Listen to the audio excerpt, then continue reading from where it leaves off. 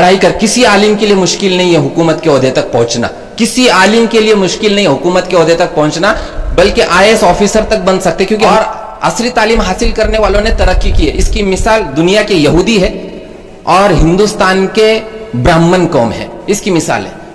हर आला ओहदे पे क्लास 1 ऑफिसर ब्राह्मण मिलेगा, जज ब्राह्मण मिलेगा, अच्छा वकील ब्राह्मण मिलेगा, पुलिस कमिश्नर ब्राह्मण मिलेगा। और फिर मुसलमान को ढूंढने जाएंगे तो अस्सलामु अलैकुम वरहमतुल्लाहि वबरकातुहू। नाजरीन, इस वीडियो को हमारे मुस्लिम नौजवान गौर से सुने कि उनकी तरक्की कैसे होगी और हमें असली तालीम की वाकिफियत कितनी ज़रूरी है।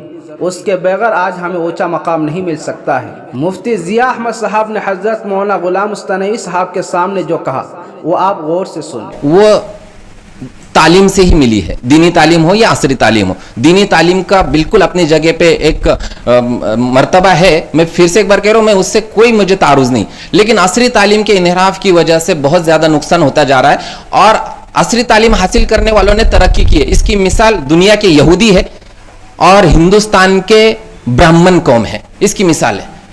हर आला ओहदे पे क्लास 1 ऑफिसर ब्राह्मण मिलेगा, जज ब्राह्मण मिलेगा, अच्छा वकील ब्राह्मण मिलेगा, पुलिस कमिश्नर ब्राह्मण मिलेगा।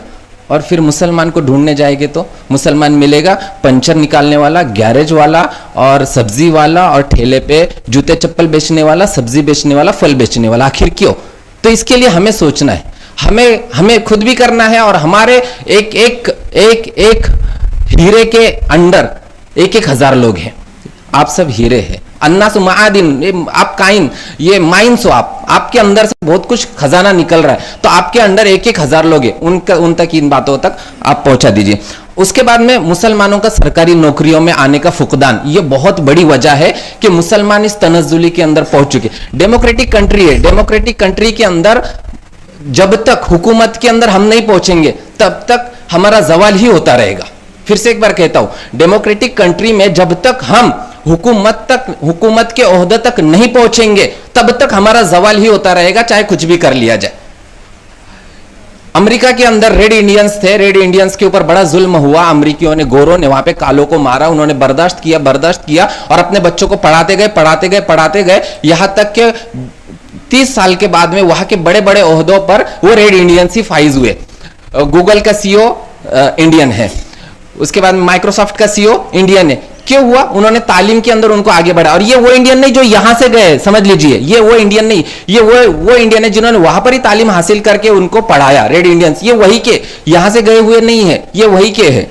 उसके बाद में और मुख्तसर कर देता हूं कि सरकारी नौकरी हासिल करने के लिए मैं एक तरीका बताता हूं कि क्या किया जाए। मैं जब गया था वक्फ बोर्ड के अंदर इंटरव्यू के अंदर, यही फाइल लेकर गया था, इस वजह से हजरत के सामने रखा हो। इस फाइल के अंदर हजरत,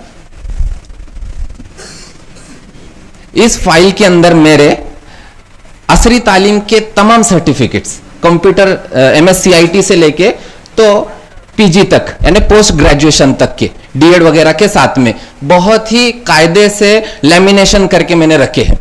उसके बाद में मदरसे और पहले स्टैंडर्ड से, पहली से पोस्ट ग्रेजुएशन तक के सब चीजें इसके अंदर, और मदरसे के दीनियात से इफ्ता तक के तमाम।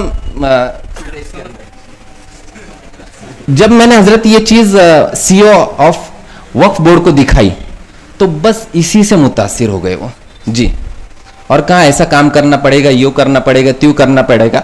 मैंने कहा सर, हम पैरवी एक कैस न फरहाद करेंगे, एक तर्ज जुनू और ही इजाद करेंगे, और उस तर्ज जुनू को वहां पे इजाद किया। एक बहुत बड़ा काम था शेड्यूल 1 बनाने का, वो शेड्यूल 1 कोई बनाता ही नहीं था, कोई करता ही नहीं था।